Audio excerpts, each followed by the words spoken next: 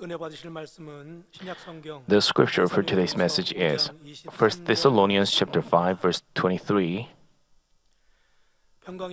Now may the God of peace himself sanctify you entirely, and may your spirit and soul and body be preserved complete, without blame, at the coming of our Lord Jesus Christ. Amen.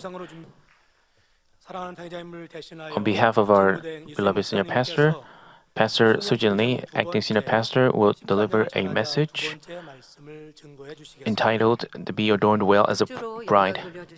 I thank Deaconess Sonja Kim for your special performance. Whenever I see her perform, I think how great the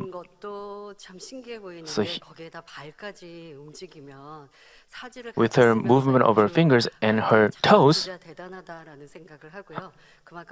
I think that was incredible.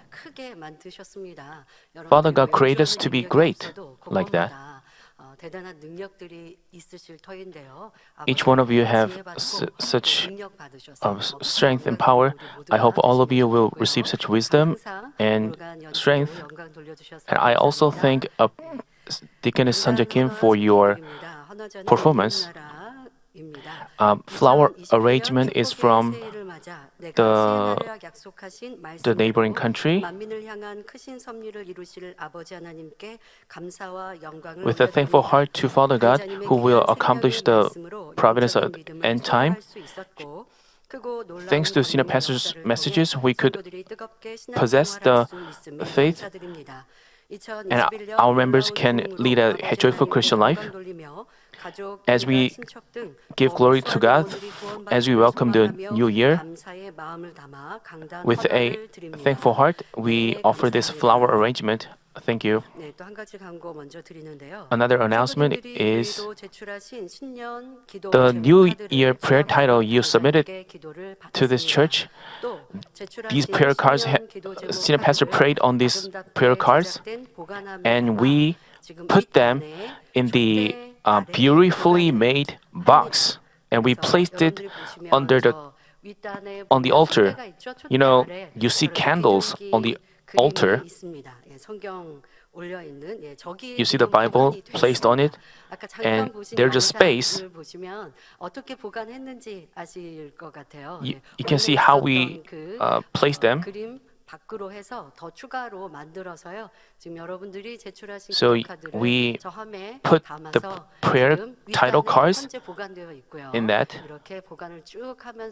and we will keep them there. And I hope that you continue to pray for your new prayer titles and receive answers from God and give glory to God through your testimonies. About a week after the New Year, some of the members said that they've already received the answer, one of their prayer titles. And it was about selling the house. You know, the real estate situation is not good. It's difficult. So this person put it in her prayer title so that her house can be sold quickly, and she submitted the prayer card, and after a week she received the answer. I also heard other testimonies. Another person put up on the real estate market, and by faith she put it up on the market with a higher price, and she prayed, and as a result, her house was sold. I think we should be so thankful to Father God who answers and blesses us. I hope all of you will overflow with such testimonies. So let me begin.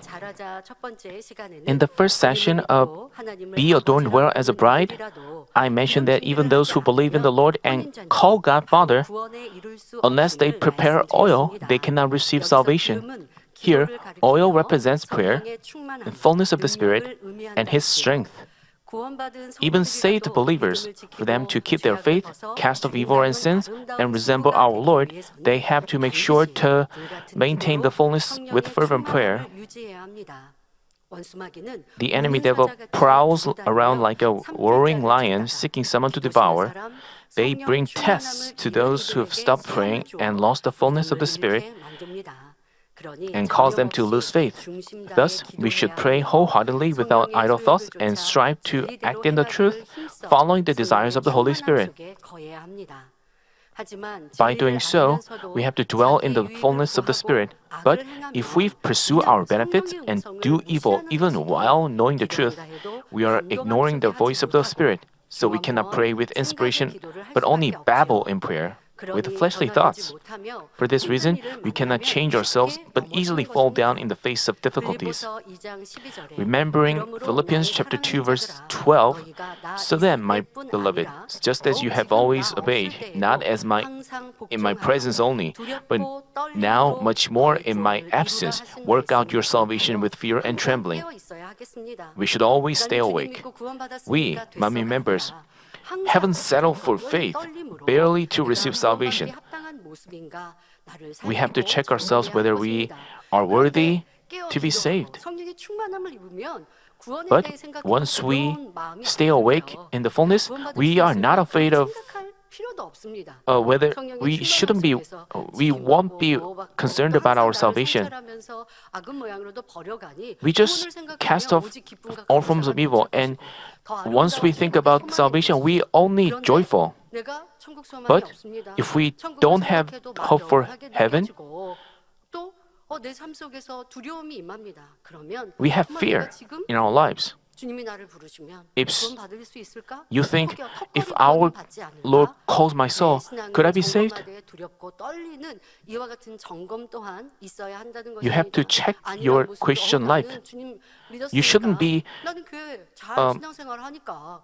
You shouldn't think like, I'm attending church well, I'm saved. But what if the Lord says to you, I do not know you? You have to remember this, keep this in mind, and examine your faith. We, Manmin members, haven't settled for faith barely to receive salvation, but have advanced to a better dwelling place in heaven. So this message, be adorned well as a bride, is to share what you have to do to become a bride pleasing to the Lord. Also, it is to remind you of the ways to advance to New Jerusalem, our hope. Hopefully, this message will help you become more eager to achieve sanctification. Before we begin, let's say you are a woman who will have a wedding a few months later. Those gentlemen, even gentlemen, let's say you are a man, a guy, who will be married to a woman a few months later. You will be busy working on your appearance and preparing your dress and wedding presents. You try to look as beautiful as you can to be loved by your groom.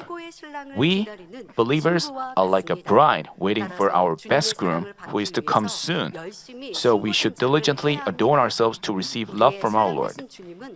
Who is our groom? He is the King of Kings, Lord of Lords, and God's only begotten Son. He is righteous, holy, and perfect. He is the light and love itself. So, it goes without saying that we have to be purer and more beautiful than any bride of the world. Then, how can we make ourselves beautiful in His sight? Because our Lord looks at our inner hearts, no matter how beautiful we look on the outside, it's no use if our heart is not clean. That's why we have to cast off sins and evil and achieve a clean and holy heart. 1 Thessalonians chapter 5 verse 23 says, Now may the God of peace Himself sanctify you entirely, and may your spirit and soul and body be preserved complete, without blame, at the coming of our Lord Jesus Christ. We have to preserve our spirit, soul, and body complete, without blaming at the coming of our Lord. Then let's talk about what we should do to make our spirit, soul, and body holy. First, let's talk about spirit.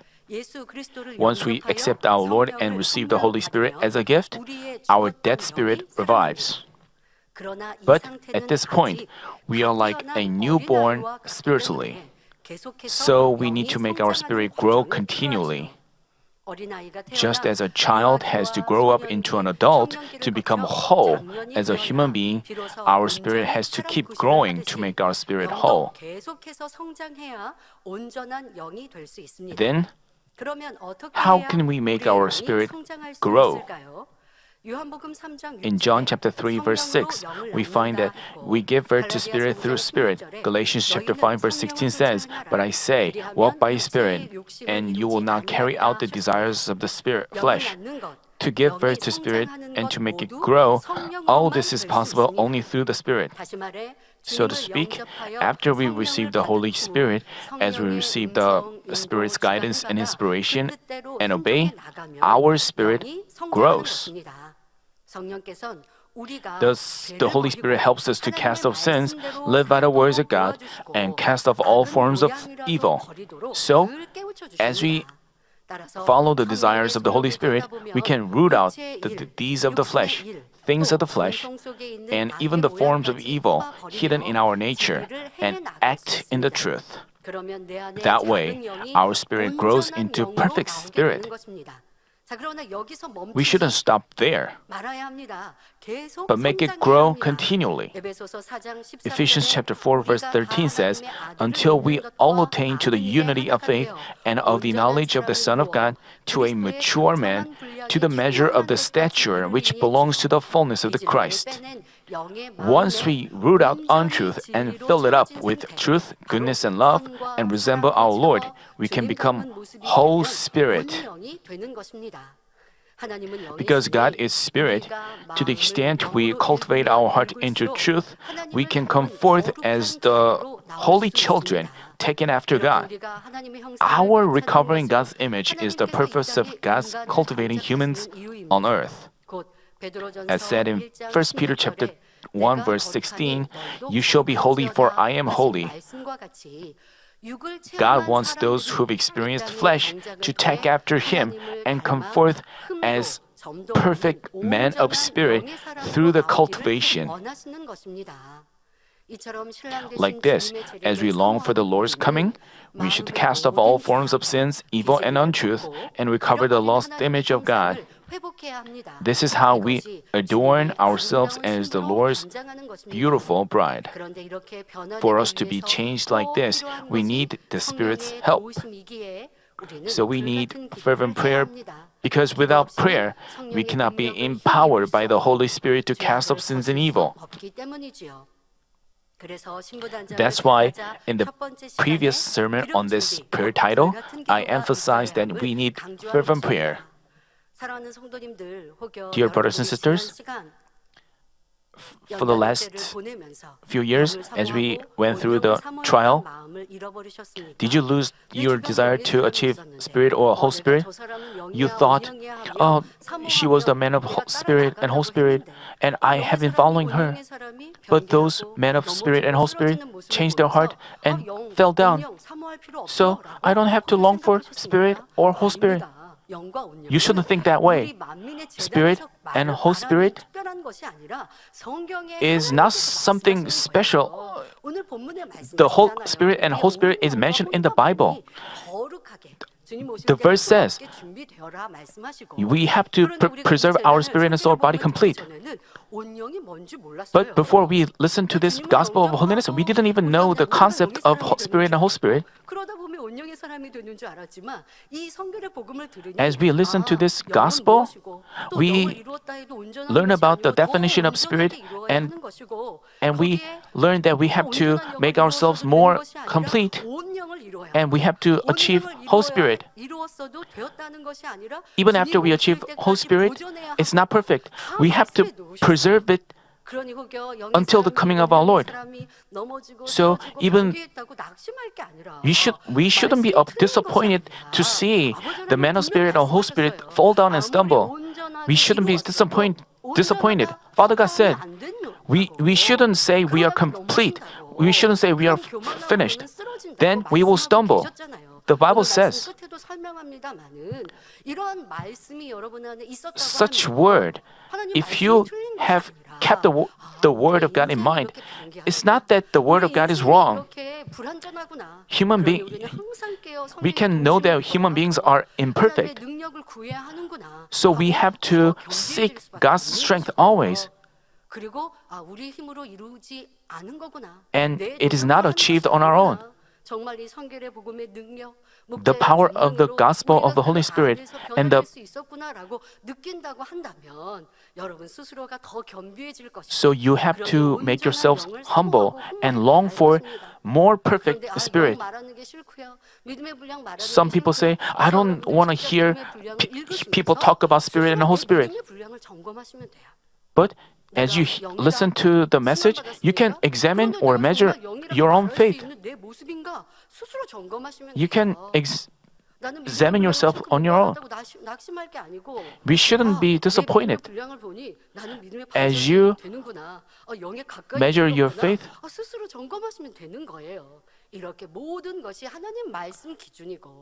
everything should be based on the Word of God.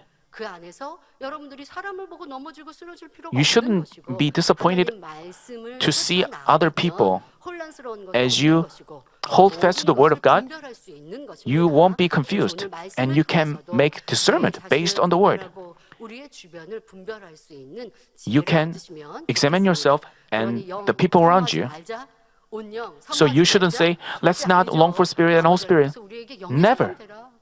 Father God tells us to become men of spirit and Holy Spirit. Because Father God is spirit.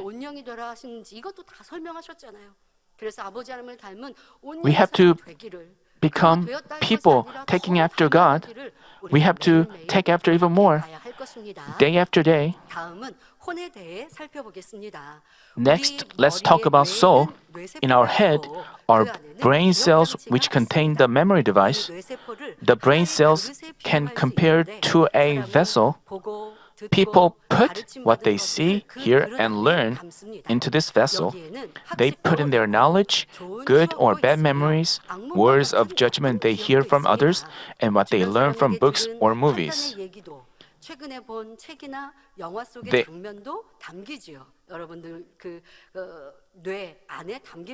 It is put in your brain cells. When they play what they put into their memory device, this process is called thoughts. Even now, what we see and hear and put it into our memory device, what we put into our memory device is important. As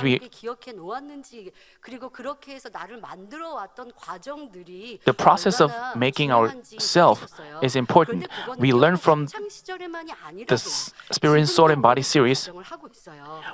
We are also going through this process even now.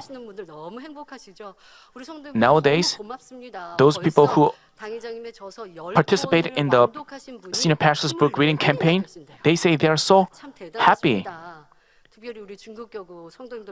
Especially the members of the Chinese parish.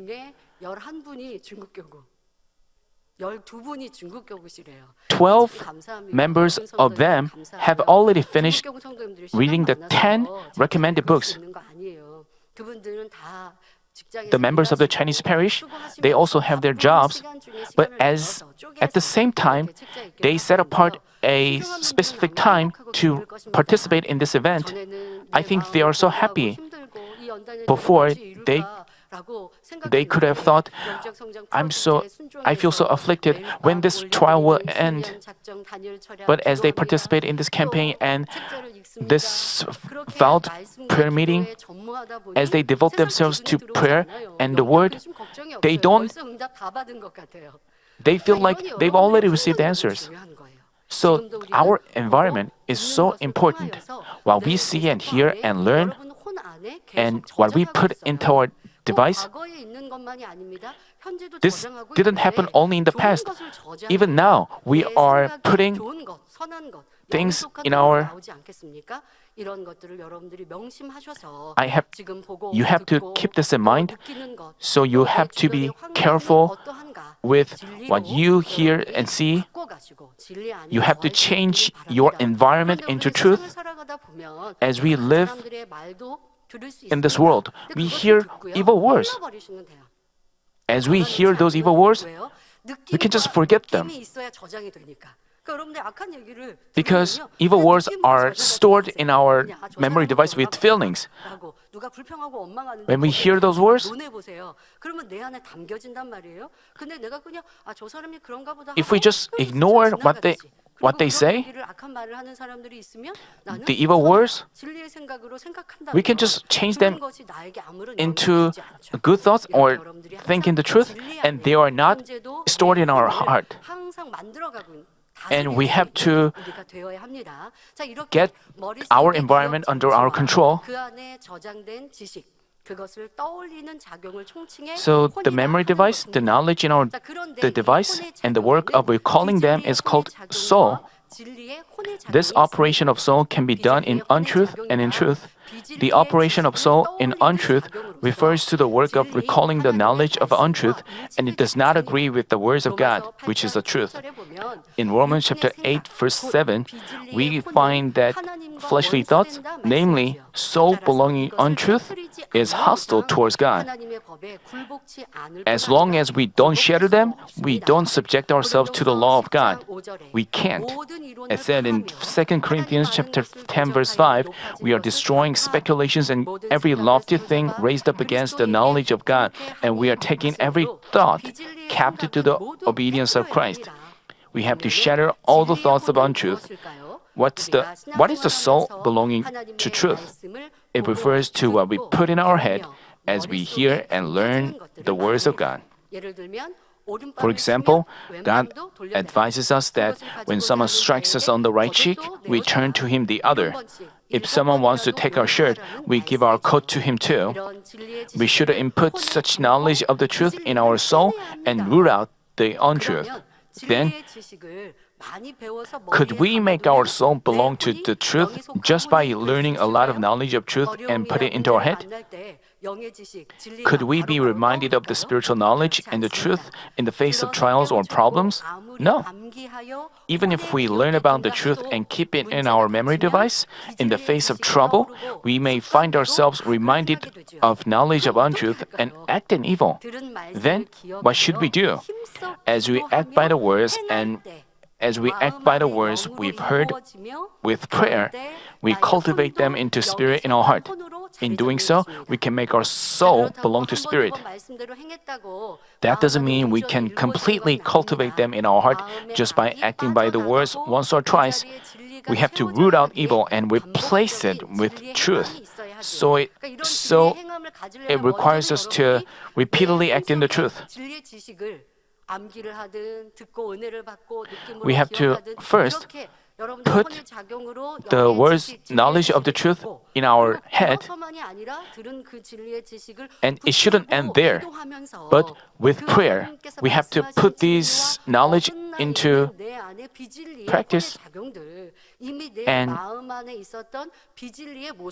we have to remove our old habits and the untruth that has already been put in our selves. As we do so, we can have our operations of soul in the truth.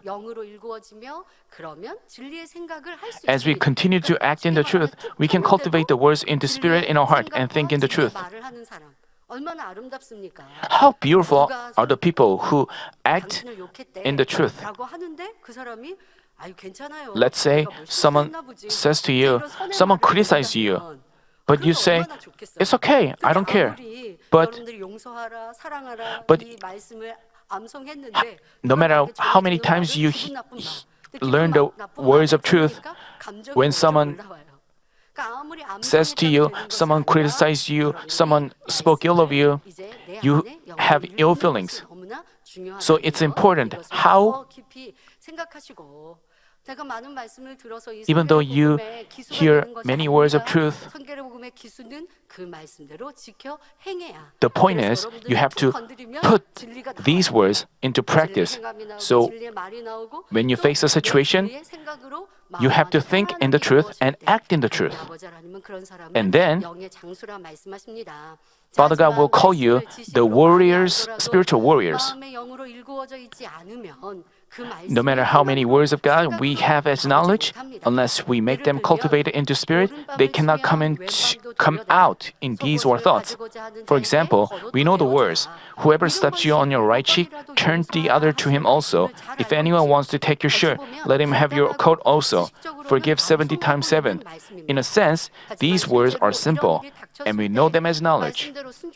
But how many of you obey the words in the face of such situations? When someone curses at or criticizes you, you have to remind yourself of the words, forgive and serve others and do accordingly. But evil is provoked. You feel upset with ill feelings. This is the operation of a soul belonging to untruth. If you don't cut off such fleshly thoughts incited by Satan, but keep harboring evil thoughts, they develop into greater sins than evil. You even argue or quarrel with him and make an enemy of him. You condemn him to be an evil and mean person and share with others the agony you suffered and his wrongdoings. You pay him back according to what he's done to you. Because you don't do evil first. You don't think of this as bad. This is how the worldly people act. But we are the brides of the Lord who has no blemish or spot and is love itself. Because you have such evil feelings as resentment, hatred, etc., you cannot think and act as our Lord. Some people misunderstand others. They are in distress with feelings of hatred and resentment. All this is the operation of the soul belonging to untruth. Even after you give only good things to others and make sacrifice, if they do evil to you, you feel upset and feel like you suffer loss. You want to argue with them and feel frustrated. This is the operation of soul belonging to untruth. At this point, you should obey the Spirit's voice and remove any feelings of resentment. But if you continue to allow this operation of soul belonging to untruth, it may develop into hatred and cause you to do evil. With spiritual love, you just give without expecting anything in return. While you don't realize your lack of love, you put the blame on others. That way, you cannot solve the problem. Even if you weren't hit on your right cheek, you hit someone first. Even if you weren't criticized, you criticize someone first. Even if you pray, saying, Lord, Lord, and work hard for Him, unless you make the word your own, you can never act in goodness. As you realize this, you can figure out your heart and the problems of others. You can get the answer to the following question. That person has long been a Christian. He seemed to be working hard for God. But why does he act in evil and have such a twisted mind? You can answer those questions. Everyone, senior pastor delivered this sermon. He already preached about this many years ago.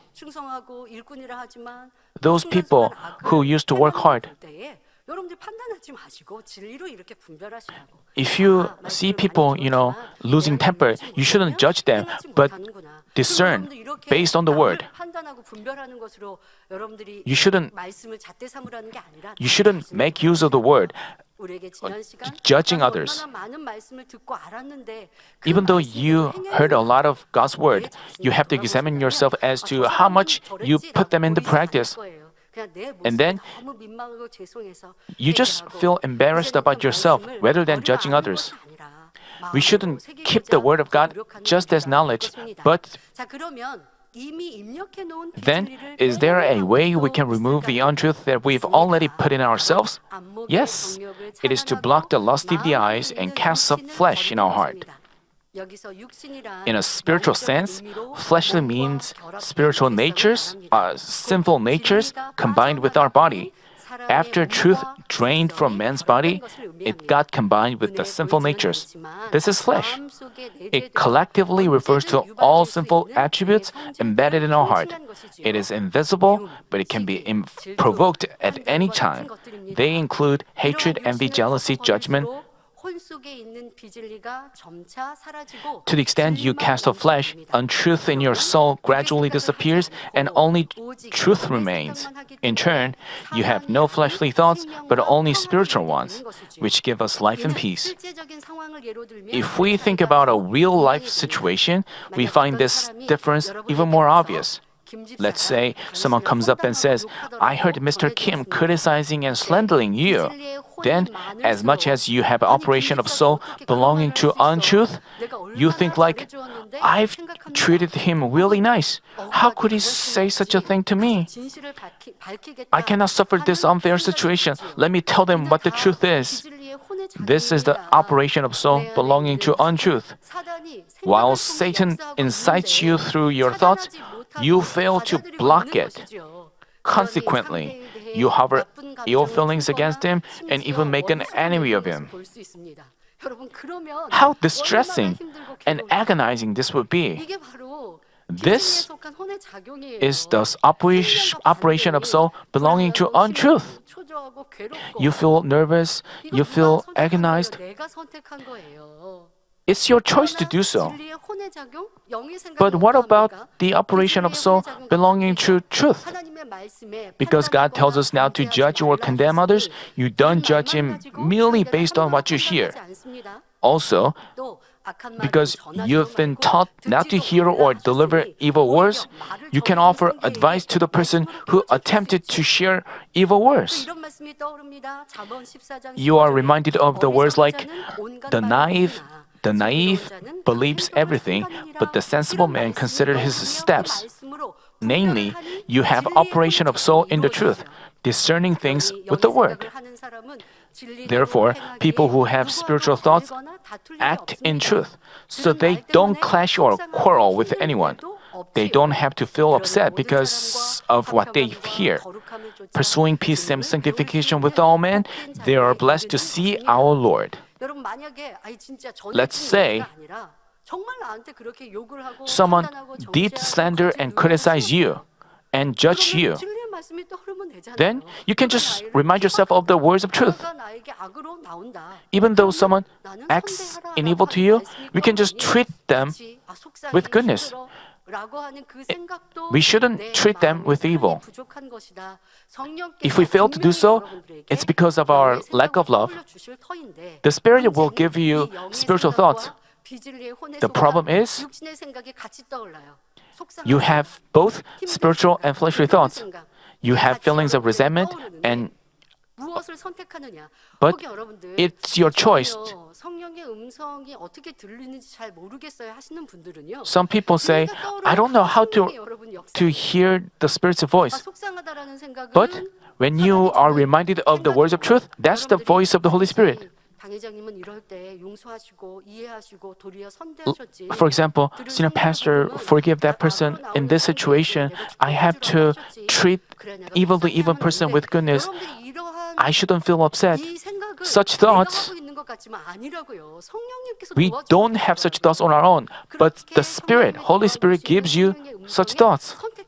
So we have to choose to think that way. We shouldn't feel upset. If you fail to, and you need to pray and say like, Father God, I was upset. Please help me remove such feelings. Help me pursue peace with people. If I've ever made a mistake with someone, please help me. If you continue to have feelings of resentment, if you continue to feel upset, just think about our God and our Lord. Then such feelings will go away. You have to try to hear the voice of the Spirit, and then the Spirit will remind you of such thoughts. Such thoughts are from the Holy Spirit. The Holy Spirit gives you awakening. You have to live with the Word, live with the Bible, and choose to listen to the voice of the Holy Spirit. We have to destroy all fleshly thoughts and speculations, only have spiritual thoughts, and preserve your soul complete, thereby joyfully welcoming our Lord as His beautiful bride. Then, what should we do to preserve our body complete without blame? Because God is holy, as His children, we should also keep our body holy and godly. The reason is, sinners cannot see God, who is light itself. Neither can they enter His kingdom. Genesis chapter 6 verse 3 says, Then the Lord said, My spirit shall not strive with man forever, because he also is flesh. God declared that He wouldn't be with men who are flesh. Here, flesh doesn't refer to our physical body, visible to our eyes. Particularly, in this verse, the word flesh refers to the natures of untruth in one's heart being revealed in specific deeds. It refers to all ugly and dirty sins, unrighteousness, and lawlessness, etc. Thus, we have to change such a body that commits sins and into a holy and godly one that belongs to Spirit.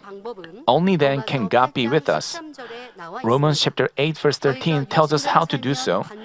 For if you are living according to the flesh, you must die. But if by the Spirit you are putting to death the deeds of the body, you will live.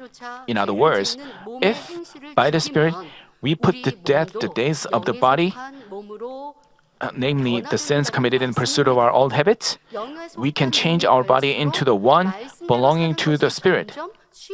As much as we make our body belong to Spirit, it becomes easier for us to live by the words.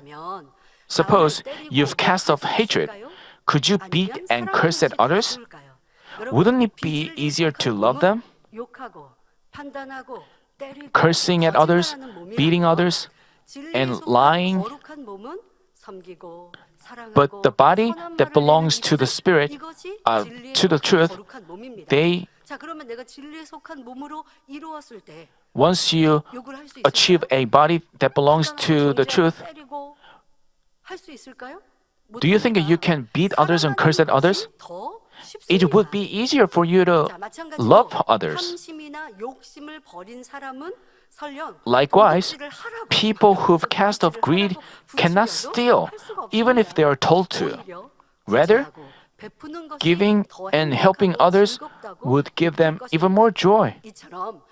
Like this, if you cast off all the evil, flesh, and untruth, naturally, you will become holy in your deeds, reaching the state where you are without blame. Your deeds, the way you walk, the way you do everything will be holy. As you remove the thoughts of untruth, it would be easy for us to. Those who've preserved their spirit, soul, and body completely will be our Lord's bosom as His beautiful bride. Today's passage tells us to preserve our spirit, soul, and body complete without blame at the coming of our Lord. What does this mean? It means that even after we achieve a heart of Holy Spirit and have our soul and body belong to Spirit, we have to keep it clean and beautiful until we meet our Lord.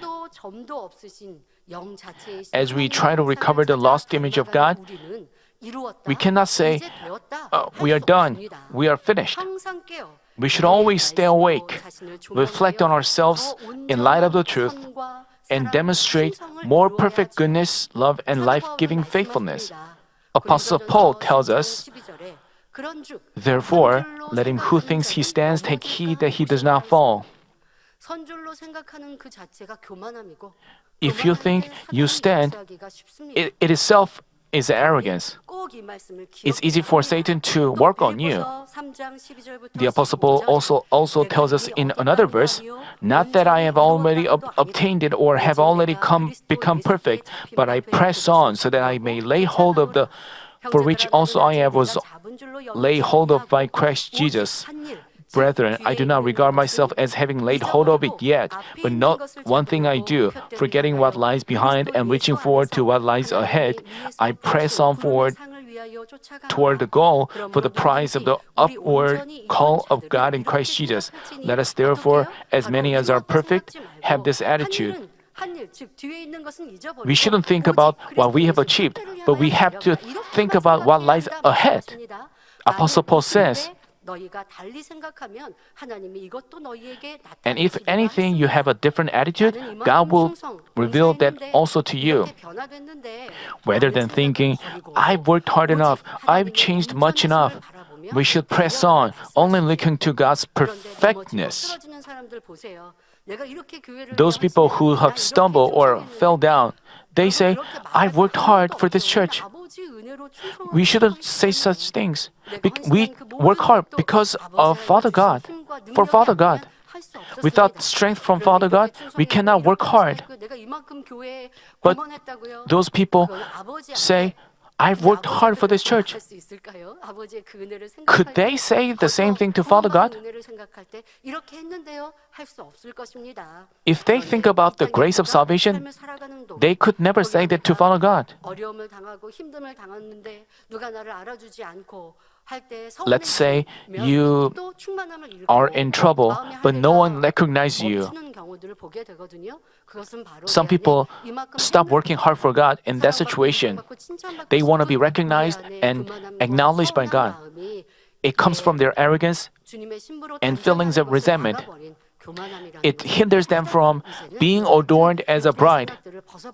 They have to remove such fleshly thoughts. As you try to change yourself, but stop your efforts. And also, you have to examine whether you are filled with the Spirit now. You have to be filled with Spirit now. And if you lack the fullness, you have to try to be more. You should discover your shortcomings. You should figure out why that happened. You have to find the reason why. As you do so, the Spirit will obviously remind you of your shortcomings. With such efforts, you can maintain the fullness of the Spirit. If you have lost the fullness of the Spirit, there must be a wall of sin. You have to discover the reason why and recover the fullness. And you should have the fullness right now. You shouldn't think about the past, but think about the present. You have to look to our Lord. Look to New Jerusalem and try to be adorned as the beautiful bride. Also, until we enter heaven, we have to live in this world governed by the enemy devil. We see, hear, and experience things here. We don't live here alone, so we are affected by our surroundings and environment. So even after we've changed to some degree, we may become lazy, fall down, or backslide. Most of all, without praying fervently and reflecting on ourselves with the Word, we are inclined to fall down. And while we try to change ourselves, if we think this is not a sin, and again take in the worldly things, we lose control of our thoughts and heart and easily fall into flesh.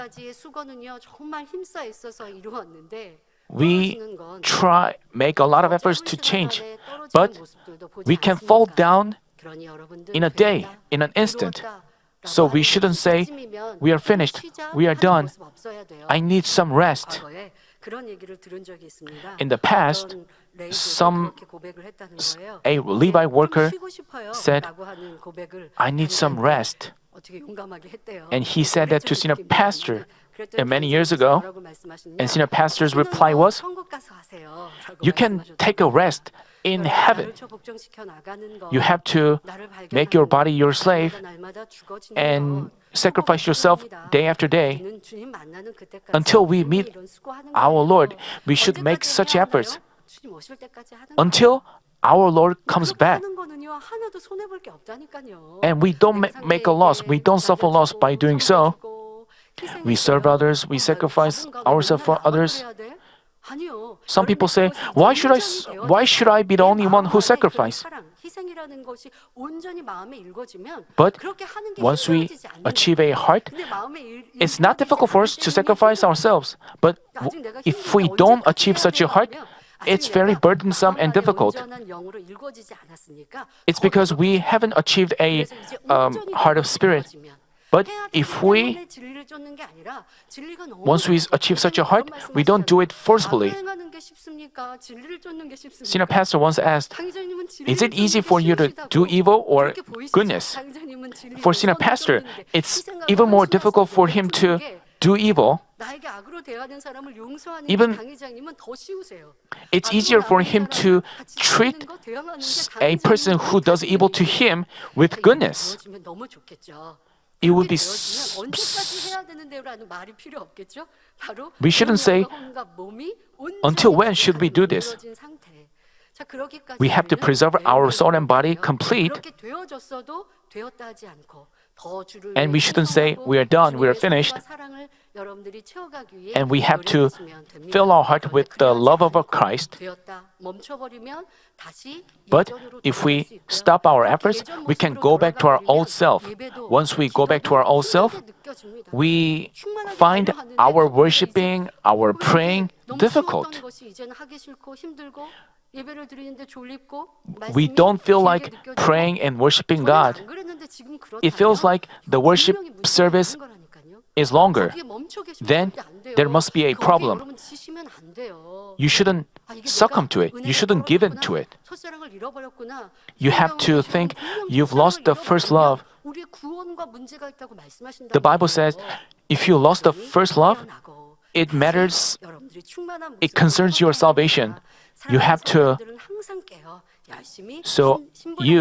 stay awake always and be adorned as the beautiful bride. Brothers and sisters, our Lord, who ascended into heaven 2,000 years ago, promised that He would come back quickly. Then, what kind of confession should we make as His brides, longing for His coming? We should say, Amen, come, Lord Jesus. Hopefully, all of us can make such a confession.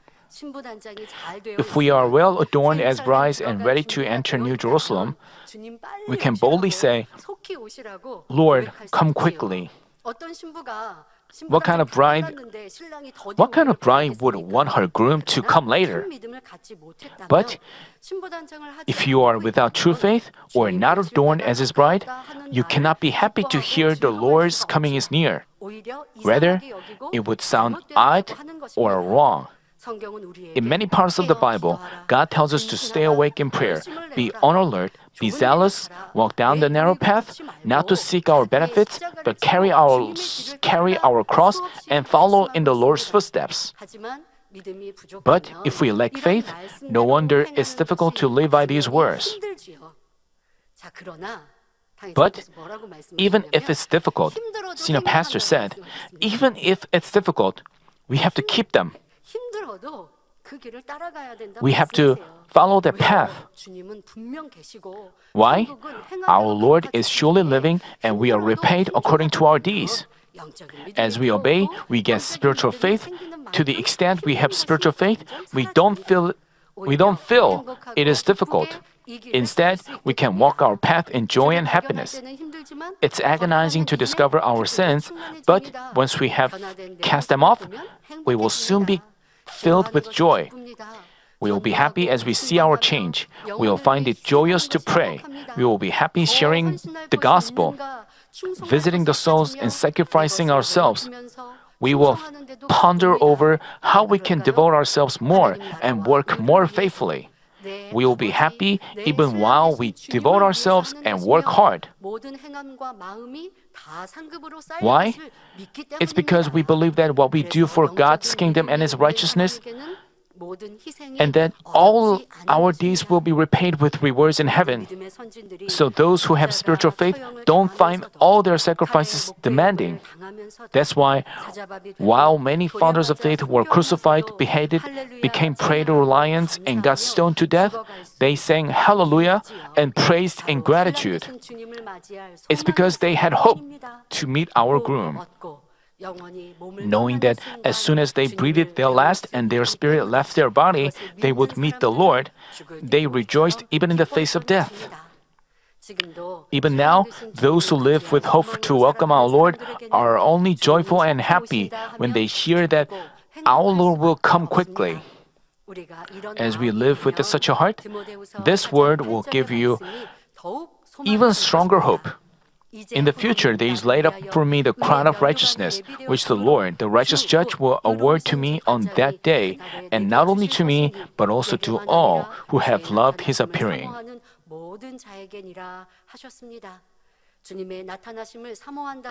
Longing for the Lord's appearing is the evidence that we are acting by the truth, achieving sanctification, and adorning ourselves well as His brides.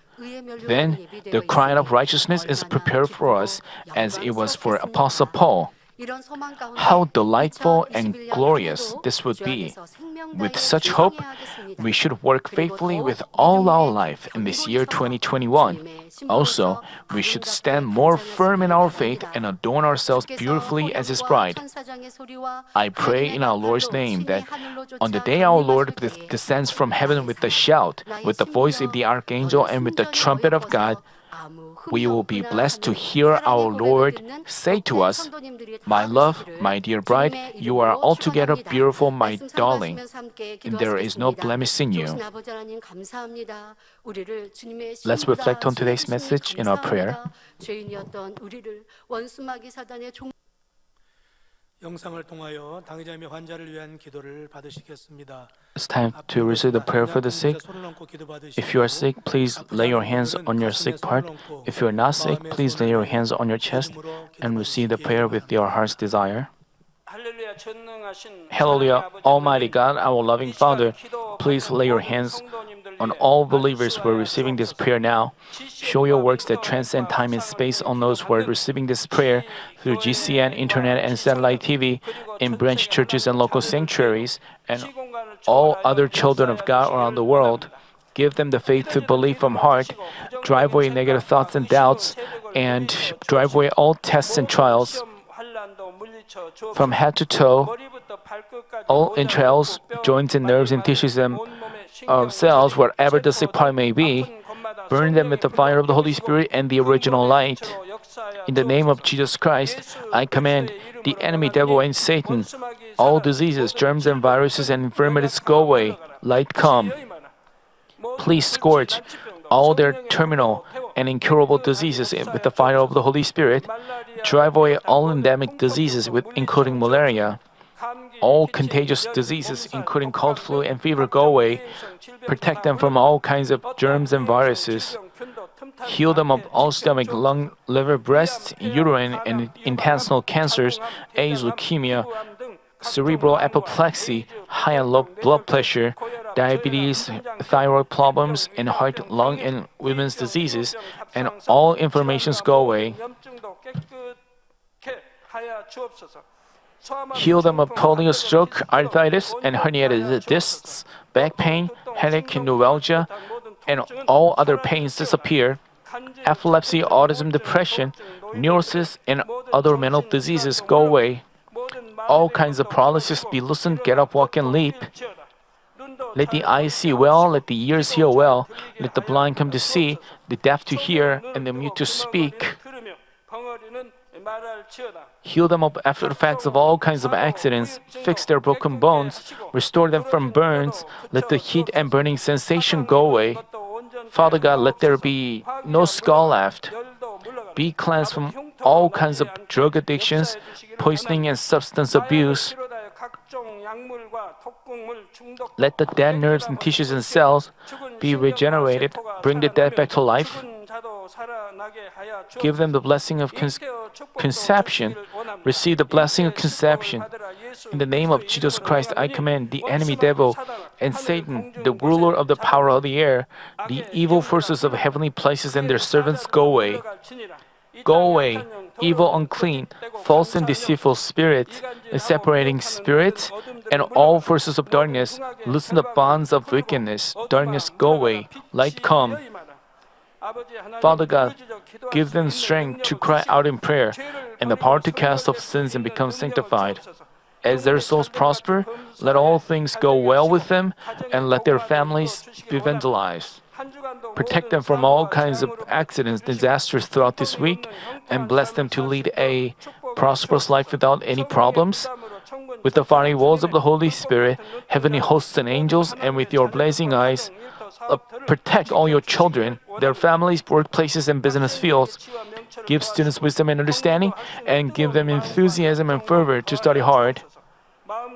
Please keep their hearts and minds from worldly things, and let them love God more fervently, whether they are your children, eat or drink, or in whatever they do. Let them do it all to live a life glorifying you, Father God. Let them be able to testify about the living God, saying, I've met and experienced God and received His answers and blessings. Father God, thank you. Be glorified alone. In the name of our Lord Jesus Christ, I pray. Amen.